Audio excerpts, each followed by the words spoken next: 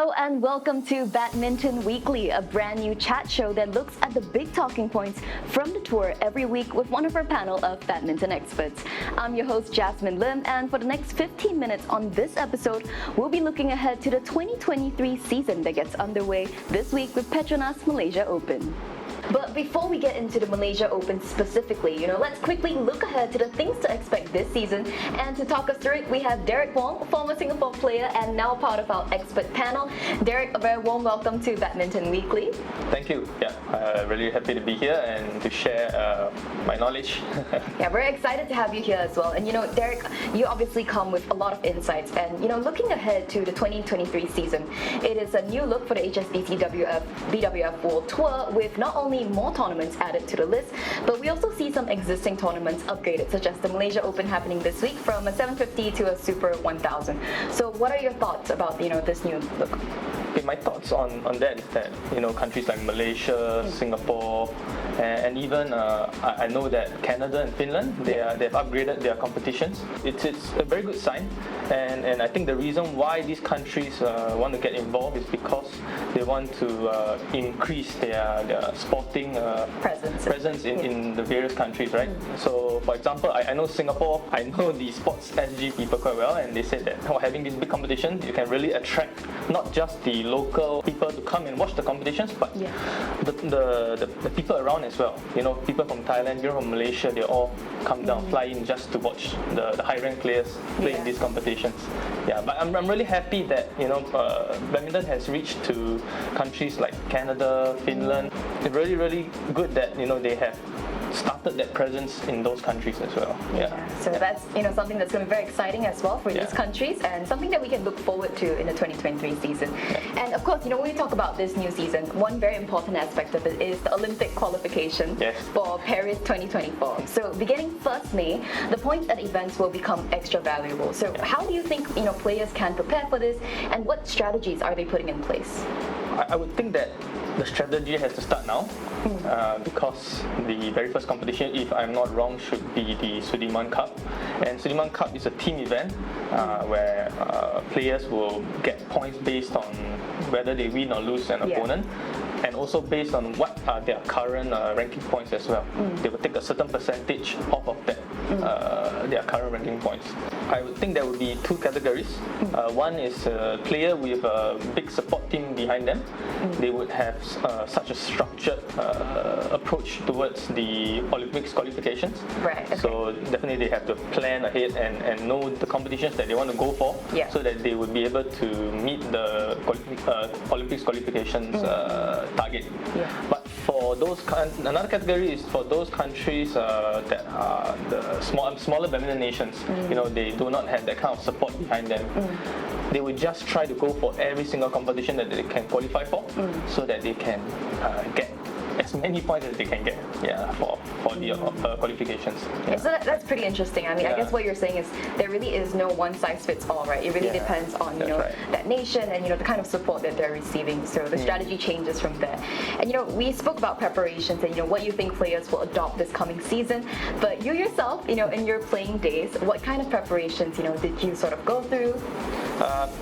I myself also had, I would say, a small team of support. Definitely a lot of support from Sports Singapore.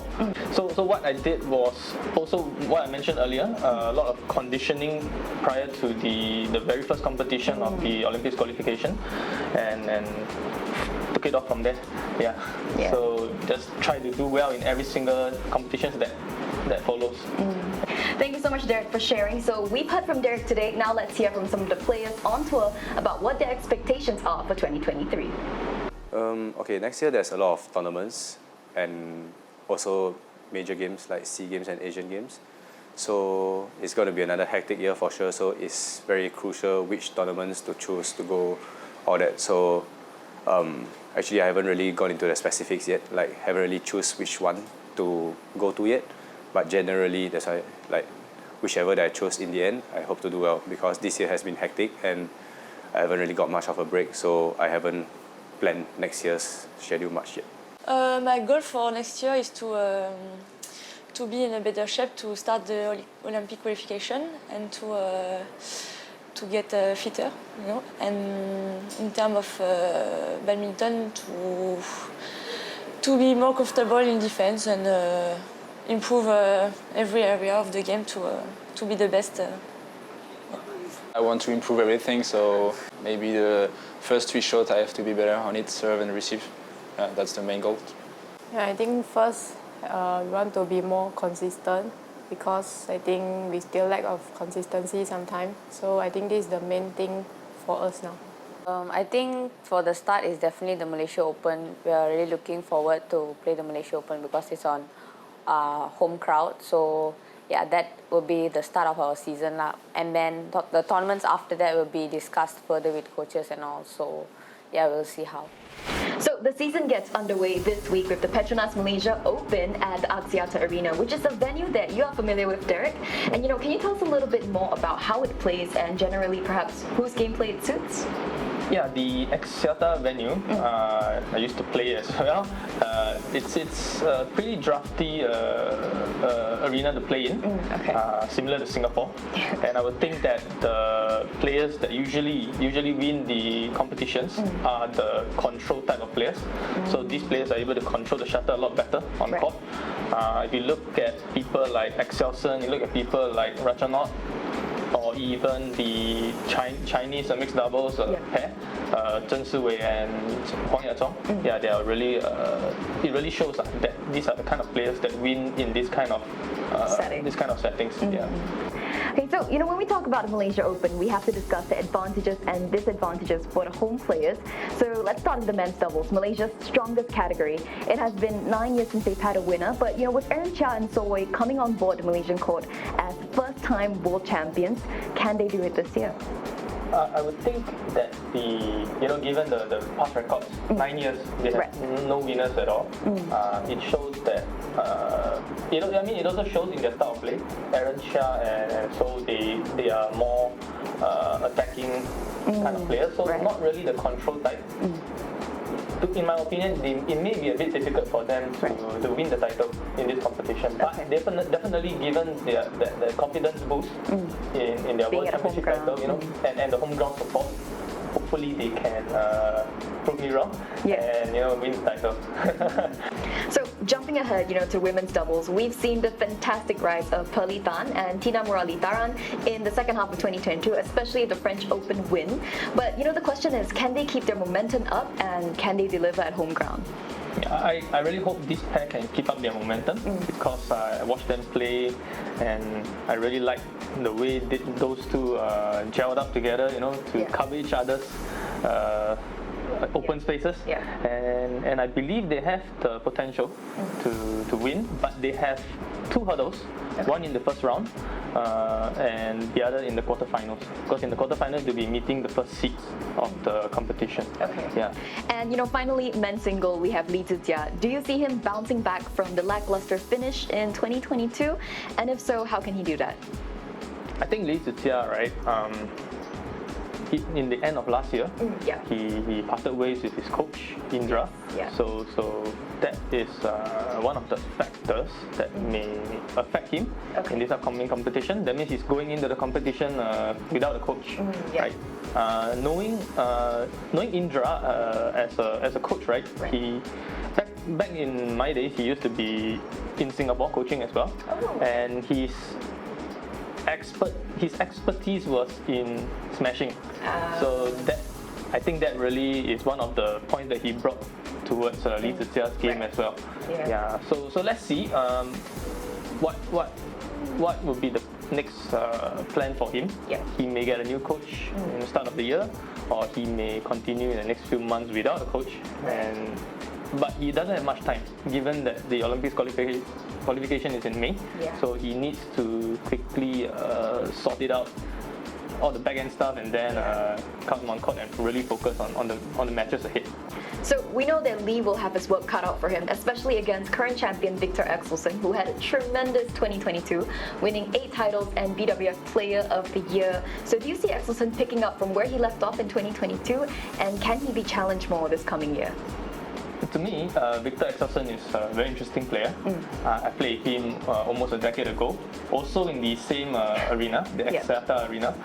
And at that point of time, it was already very difficult for me playing against him. He's such a good control player, and he once your shot is not enough, you lift, the lift is short, he's going to go for the kill, and you're not able to get it back. So I really hope to see more people trying to challenge him, to push him to become an even better player. Victor Axelsen is now one notch above the rest. Right. Given his record, he's won 8 titles last year. You can see that he has put himself in a level that is slightly above the other ranked players. So he's got a little bit of a lead for sure. A little bit of lead, definitely. And definitely, a force to be reckoned with, and I think all of his fans out there is going to be looking forward to this season. So thank you so much, Derek, for sharing this with us, and of course being on the show today. We look forward to having you again soon. Now, to break down the Axelsen conversation further, here is Steen Pedersen, BWF commentator. Hi, I'm Steen Pedersen, and I totally agree. Victor Axelsen has had an amazing 2022. He's only lost 3 matches. So, given the dominant performance of Victor Axelsen in 2022, one of the big questions is, of course, what can the other players do to challenge him? And one of the things that I think could be valuable is to go back to when Momota was having a strange hold of Axelsen. Momota still holds a big head-to-head lead against Victor Axelsen, but has lost the last 2 matches against the tall Dane. So if we go back to 2020 to the Malaysia Open final, just before Momota had this accident, and take a look at some clips from there, we might get an idea of what's working so well for Momota and where there's some weaknesses that perhaps can be exploited in Victor Axelsen's game. Axelsen's attack is definitely one of the things that he's improved in the last 2 years. He's become much more patient and much more lethal when he gets the opportunity from the back of the court. Here's a rally from the final of Malaysia Masters 2020 against Kento Momota. This time Momota was able to counter-attack. That has been very difficult for the players he's played since badminton made comeback in 2021. Now then, fast forward to Malaysia Open 2022, where Axelsen and Momota also met. Axelsen's attack from the backcourt has, as I mentioned, become a lot stronger, but there were still some openings on the front court. Momota lost the game, but still he was able to catch the Dane off guard on some deceptive shots to the front court. When badminton got back into action in January 2021 in Bangkok, it was obvious that Victor Axelsen has developed his game. When we saw him in the arena, his legs, they were really marked. He looked extremely strong.